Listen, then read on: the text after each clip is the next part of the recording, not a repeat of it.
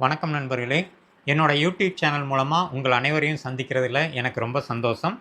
இந்த வீடியோவில் Sigmund Freud அவர்களோட கடைசி book an outline of psychoanalysis அப்படிங்கிற புக்கில் பார்ட் 1ல் உள்ள முக்கியமான டாபிக்ஸ்லாம் நம்ம பார்க்கலாம். பார்ட் 1க்கு சிக்மண்ட் ஃப்ராய்ட் அவர்கள் என்ன டைட்டில் கொடுக்குறாருன்னா, the mind and its working அப்படிங்கிற டைட்டில் கொடுக்குறாரு.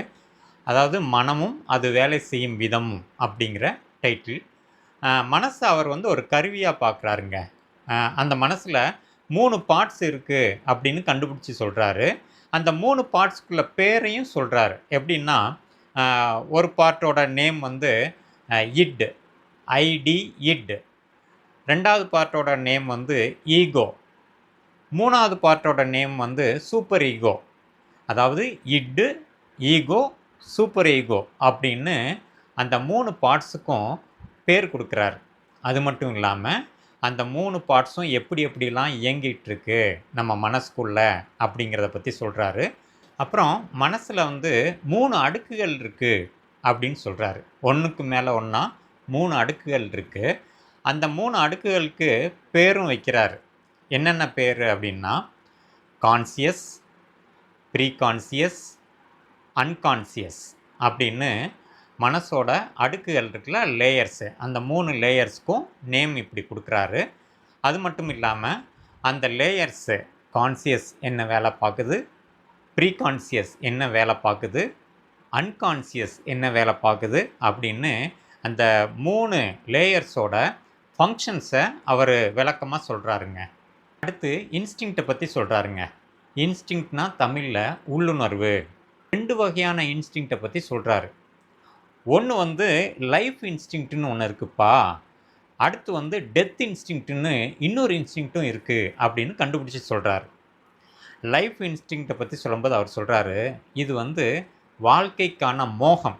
அதாவது ஒவ்வொரு மனுஷருக்குள்ளேயும் நம்ம நல்லா வாழணும், சந்தோஷமாக வாழணும், சுகபோகங்களோடு நம்ம வாழணும் அப்படின்னு வாழ்க்கைக்கான ஆசை இருக்குல்ல, அது ஒவ்வொரு மனுஷனுக்குள்ளேயும் இருக்குது.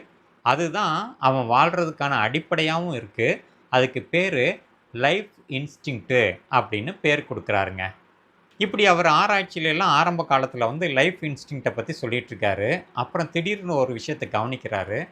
இப்படி இருக்கும்போது எப்படி ஒருத்தன் சாகணும்னு அவன் நினைக்கிறான். அதாவது நல்லா வாழ்ந்துட்டுருக்கவனுக்கு சூழ்நிலை மாறுதில்ல, அப்போ சாகணும்னு தோணுதில்ல. சிக்மண்ட் ஃப்ராய்ட் அவர்கள் இதெல்லாம் கவனிக்கிறாரு. ஒருத்தனுக்கு சாகணும், தன்னைத்தானே அழிச்சிக்கணும், சூசைட் பண்ணணும், தூக்கில் தொங்கணும், மருந்து அடிக்கணும், எப்படியோ நான் சாகணும் இப்படிங்கிற உணர்வு ஒவ்வொரு மனிதருக்குள்ளேயும் வருது. இந்த மாதிரி இன்ஸ்டிங்க்ட்டு ஒவ்வொரு மனிதரும் வாழ்க்கையில் ஃபேஸ் பண்ண வாய்ப்பு இருக்குது.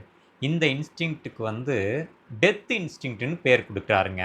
ஏன்னா ஆரம்ப காலத்துலலாம் அவர் லைஃப் இன்ஸ்டிங்க்ட் தான் அப்படின்னு சொல்லிட்டு இருக்கும்போது, வாழ்க்கை வாழணும்னா லைஃப் இன்ஸ்டிங்க்ட் தான் காரணம் அப்படின்னு சொல்லும்போது, இன்ஸ்டிங்க்டில் இன்னொரு விஷயம் இருக்கிறதையும் ஆராய்ச்சியில் கண்டுபிடிச்ச உடனே அந்த முன்னாடி சொன்னதை கொஞ்சம் மாடிஃபை பண்ணுறாரு. இதையும் சேர்த்துக்கலாம் அப்படின்னு டெத் இன்ஸ்டிங்க்டையும் சேர்க்குறாரு அந்த இன்ஸ்டிங்க்ட்டுங்கிற ஆராய்ச்சியில். ஸோ சிக்மண்ட் ஃப்ராய்ட் அவர்கள் இந்த பார்ட் 1ல் லைஃப் இன்ஸ்டிங்க்டை பற்றியும் டெத் இன்ஸ்டிங்க்டை பற்றியும் தெளிவாக சொல்கிறாரு. இதெல்லாம் நம்ம அடுத்தடுத்து விளக்கமாக நம்ம பார்க்கலாம். அடுத்து சைல்டு டெவலப்மெண்ட்டு பற்றி சொல்கிறாருங்க. சைல்டு டெவலப்மெண்ட்னா குழந்தை வளர்ச்சி.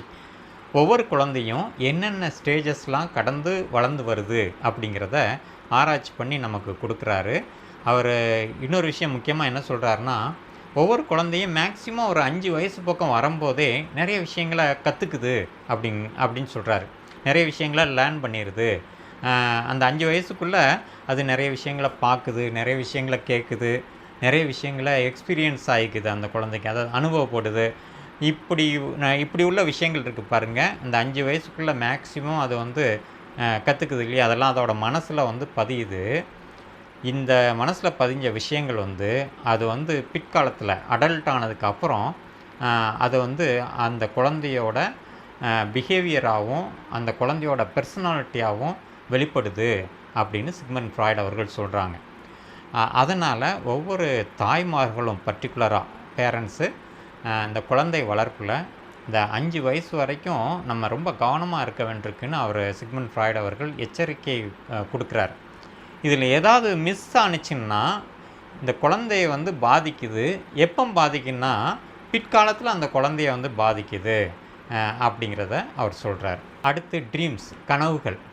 இந்த கனவு தான் பார்த்திங்கன்னா நிறைய பேரோட தூக்கத்தை கெடுத்துட்ருக்கு இல்லையா? நம்மளோட அனுபவம் அதானே. நல்லா தூங்கிட்டுருப்போம், திடீர்னு ஒரு கனவு வரும், முழிச்சிருவோம். அப்புறம் ஐயையோ தூக்கம் போச்சேன்னு புலம்புவோம். ஸோ சிக்மண்ட் ஃப்ராய்ட் அவர்கள் இந்த மாதிரி கனவுகள்லாம் ஆராய்ச்சி பண்ணி கனவு ஏன் வருது, அந்த கனவுகளோட விளக்கங்கள் எப்படி புரிஞ்சிக்கிறது அப்படிங்கிறத பற்றிலாம் அவர் இந்த ட்ரீம்ஸுங்கிற டாப்பிக்கில் அவர் கொடுக்குறாரு.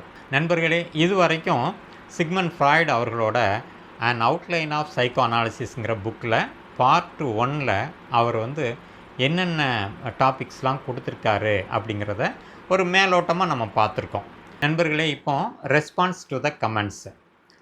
நிறைய நண்பர்கள் வந்து என்னோடய வீடியோ பார்க்குறீங்க, அப்புறம் வந்து கமெண்ட்ஸும் கொடுக்குறீங்க. உங்கள் அனைவருக்கும் வந்து நான் ரொம்ப தேங்க்ஸ் சொல்லிக்கிறேன். எனக்கு ரொம்ப சந்தோஷமாக இருக்குது. உங்களுடைய கமெண்ட்ஸ்லாம் பார்த்திங்கன்னா என்னை ரொம்ப மோட்டிவேட் பண்ணுதுங்க.